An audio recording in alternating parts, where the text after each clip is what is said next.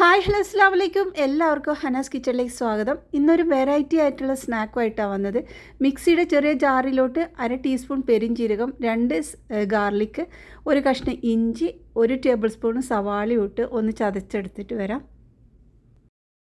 ഇനി നമുക്കൊരു മസാലയാണ് ഉണ്ടാക്കേണ്ടത്. അപ്പോൾ അതിനായിട്ട് പാനിലോട്ട് 3 ടേബിൾ സ്പൂൺ ഓയിലിലോട്ട് നമ്മൾ വെളുത്തുള്ളി, ഇഞ്ചി ഇതൊക്കെ ചതച്ച ആ ഒരു പേസ്റ്റ് ഇതിലേക്ക് ചേർത്ത് കൊടുക്കാം. ഇനി ഇതിലേക്ക് പച്ചമുളക് 2 പച്ചമുളക് എടുത്തിട്ടുണ്ട്. പിന്നെ അതാ കുറച്ച് കറിവേപ്പില ഇട്ട് നന്നായിട്ടൊന്ന് ഇളക്കിയെടുക്കാം. അപ്പോൾ അത് ലൈറ്റ് ഒരു കളർ മാറുന്ന സമയത്ത് നമുക്കിതിലേക്ക് സവാള ചേർത്ത് കൊടുക്കാം. 2 വലിയ സവാളയാണ് എടുത്തത്.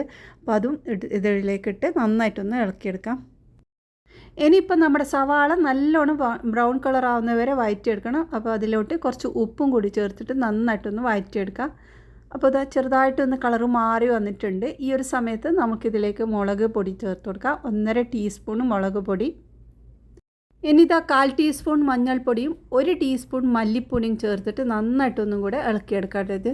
അപ്പോൾ നല്ലൊരു മണം സ്മൂത്ത് സ്മെല്ല് വരുന്ന സമയത്ത് നമുക്കിതിലേക്ക് തക്കാളി ചേർത്ത് കൊടുക്കാം. ഒരു വലിയ തക്കാളിയും കൂടി ചേർത്തിട്ട് ഒന്ന് നന്നായിട്ട് ഇളക്കി നല്ലോണം ഉടച്ചെടുക്കണം. ഇത് തക്കാളിയെല്ലാം നല്ല കുഴഞ്ഞിരിക്കുന്ന രൂപത്തിലാണ് വേണ്ടത്. അപ്പോൾ നമുക്കിതൊന്ന് അടച്ച് വെച്ചിട്ട് വേവിച്ചെടുക്കുക. അപ്പോൾ ഇത് ഇടയ്ക്കിടയ്ക്ക് ഒന്ന് തുറന്ന് ഒന്ന് നല്ലോണം ഇളക്കിയെടുക്കണം. അപ്പോൾ നമ്മൾ ഇത് ആ ഒരു രീതിയിലാവാൻ വേണ്ടിയിട്ട് നമ്മൾക്കിതിലേക്ക് കുറച്ച് വെള്ളം ഒഴിച്ചിട്ട് വേവിക്കുന്നതായിരിക്കും നല്ലത്. അപ്പോൾ തിളച്ച വെള്ളമാണ് ഞാൻ ഒഴിച്ചത്. അത് ഇതിലേക്ക് ഒഴിച്ച് ഒന്ന് വേവിച്ചെടുക്കാം.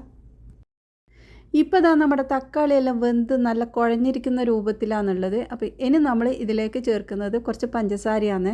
അപ്പോൾ 1 ടീസ്പൂൺ പഞ്ചസാര ഇട്ടിട്ടുണ്ട്. പിന്നെ നമ്മൾ ഇതിലേക്കായിട്ട് മുട്ടയും പുഴുങ്ങി വെച്ചിട്ടുണ്ടായിരുന്നു. ഒരു 4 മുട്ടയും കൂടി ഇതിലേക്ക് ചേർത്തിട്ട് നല്ല രീതിയിൽ ഈ മസാല മിക്സാക്കി നമ്മൾക്കിതൊന്ന് വേവിച്ചെടുക്കാം. കുറച്ച് സമയം ഇതുപോലെ വെച്ചെടുക്കണം കേട്ടോ. ഇനി നമ്മളിതാ കുറച്ച് മല്ലിയിലയും കൂടി ചേർത്ത് കൊടുക്കുന്നുണ്ട്. മല്ലിയിലേൻ്റെ ഫ്ലേവർ ഇഷ്ടമില്ലെങ്കിൽ അത് ഒഴിവാക്കാം. പക്ഷേ ഞാൻ ഇവിടെ കുറച്ച് ചേർക്കുന്നുണ്ട്. എന്നിട്ട് നന്നായിട്ടൊന്ന് മിക്സ് ആക്കാം. അപ്പോൾ നമ്മുടെ മസാലയാണ് കേട്ടോ ഇത്. അപ്പോൾ ഈ ഒരു മസാല ഇവിടെ റെഡി ആയിട്ടുണ്ട്.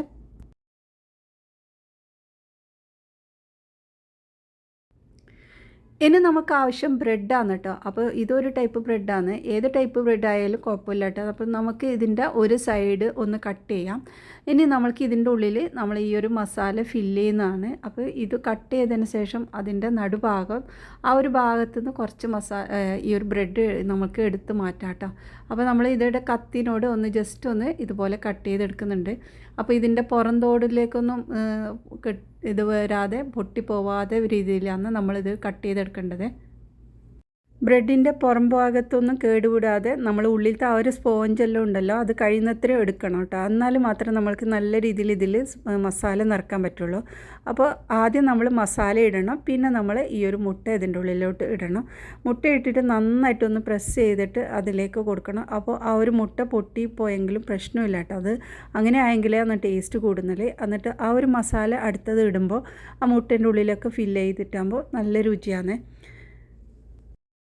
പിന്നെ ഒന്ന് ശ്രദ്ധിക്കാനുള്ളത് നമ്മളെ മസാല അധികം ഡ്രൈ ആവാൻ പാടില്ല കേട്ടോ. കുറച്ചൊരു ലൂസ് ആവായിട്ടാണ് നിൽക്കേണ്ടത്. ഞാൻ ഉണ്ടാക്കിയ മസാല കുറച്ച് കൂടുതൽ ഡ്രൈ ആയിട്ടുണ്ട് എന്ന് എനിക്ക് പിന്നീട് തോന്നി. അപ്പോൾ കുറച്ച് ലൂസായിട്ട് വേണം കേട്ടോ ഉണ്ടാക്കുമ്പോൾ. നിങ്ങൾ ഉണ്ടാക്കുന്ന സമയത്ത് കുറച്ചൊരു ഗ്രേവി ടൈപ്പ് ഉണ്ടാക്കുമ്പോഴായിരിക്കും നല്ല ടേസ്റ്റ് ഉണ്ടാവുക. ആ ഒരു ബ്രെഡിനെല്ലാം ഇങ്ങനെ കുതിർന്ന് വെക്കുന്ന പോലെ അങ്ങനെ ആയിട്ട് വരും. അപ്പോൾ ഇതുപോലെ നല്ല രീതിയിൽ പ്രസ് ചെയ്തിട്ട് തന്നെ നമ്മൾ ഈ ഒരു മുട്ടയൊക്കെ അതിൽ ഫില്ല് ചെയ്ത് കൊടുക്കുന്നുണ്ടത്. അപ്പോൾ ഇത് മസാലയൊക്കെ ഫുള്ളായിട്ട് നിറച്ചിട്ടുണ്ട്. ഇനി നമ്മൾ ഇതൊന്ന് ഒട്ടിച്ചു കൊടുക്കുകയാണ്. അതിനായിട്ട് ഞാനിത് കുറച്ച് മൈദയാണ് എടുത്തത്. അതിലേക്ക് കുറച്ച് വെള്ളം ഒഴിച്ചിട്ട് നമ്മൾ ഇതൊന്ന് പേസ്റ്റ് പോലെ ആക്കിയെടുക്കാം. ഇനി നമ്മൾ ഇതിൻ്റെ സൈഡെല്ലാം ഒന്ന് പേസ്റ്റ് ഇതുപോലെ ആക്കിയിട്ട് നമ്മൾക്കിത് ഒട്ടിച്ചു കൊടുക്കാം. ഈ ഒരെണ്ണം മതി നമ്മൾക്ക് വയറ് നിറയാൻ. ഒരുപാട് ആൾക്കാർക്ക് ഇത് കഴിക്കാനും പറ്റും. ഇപ്പോൾ ഇനി നോമ്പെല്ലാം വരുന്നതല്ലേ, അപ്പോൾ എല്ലാവരും ഇതൊന്ന് ട്രൈ ചെയ്ത് നോക്കുക.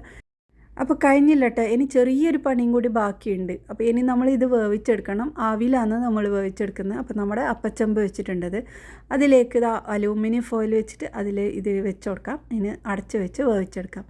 ഒരു 15 മിനിറ്റ് എങ്കിലും നമ്മളിത് വേവിച്ചെടുക്കണം. അപ്പോൾ ഇത് റെഡി ആയിട്ടുണ്ട്. ഒരു 15 മിനിറ്റിന് ശേഷം ഞാൻ എടുത്തതാണ്. അപ്പോൾ ഇത് നമ്മൾക്ക് സ്നാക്കായിട്ടും ഡിന്നറിനും യൂസ് ചെയ്യാൻ പറ്റും. നല്ല ഈസിയാണ്. നമുക്കിതുപോലെ മുട്ടക്കറി ഉണ്ടെങ്കിലും മതി, അല്ലെങ്കിൽ ചിക്കൻ്റെ ഗ്രേവി ആയാലും മതി കേട്ടോ. അപ്പോൾ നമ്മൾ ഇതുപോലെ ഉണ്ടാക്കി വെക്ക്. നമ്മൾ സ്ലൈസ് ചെയ്തിട്ട് വാങ്ങാതെ ഫുള്ളായിട്ടുള്ള ബ്രെഡ് വാങ്ങിക്കഴിഞ്ഞാൽ തന്നെ നമുക്കിതുപോലെ ഉണ്ടാക്കാം.